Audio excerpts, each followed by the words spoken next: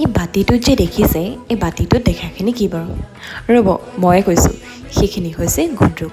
গুন্দ্ৰুক হৈছে নেপালী সম্প্ৰদায়ৰ এবিধ প্ৰিয় খাদ্য আৰু এই খাদ্যবিধ প্ৰস্তুত কৰিবলৈ তেওঁলোকে লাইপাত বা মূলাপাতৰ ব্যৱহাৰ কৰে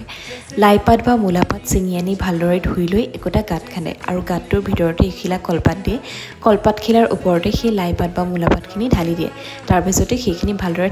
থেতেলাৰ পিছতে পুনৰ এখিলা কলপাত দি ঢাকি ৰাখে তাৰপিছতে সেই গাঁতটো পুতি দিয়ে 2 পৰা 3 দিনলৈ 2 পৰা 3 দিন হোৱাৰ পিছতে সেইখিনি উলিয়াই এনে ৰ'দত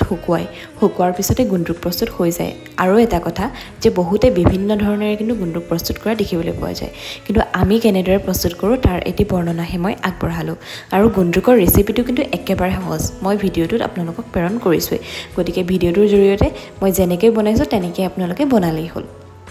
আৰু গুন্দ্ৰুকৰ সোৱাদটো কিন্তু টেঙা হয় গতিকে টেঙা খাই ভাল পোৱাসকলে যে গুন্দ্ৰুক খাই ভাল পাব সেইটো মই চিয়ৰ গৰম গৰম ভাতৰ লগত মই গুন্দ্ৰুক লৈ লৈছোঁ আপোনালোকেও খাই চাবচোন খাই বিৰাট ভাল লাগে আজিলৈ আহিছোঁ বাই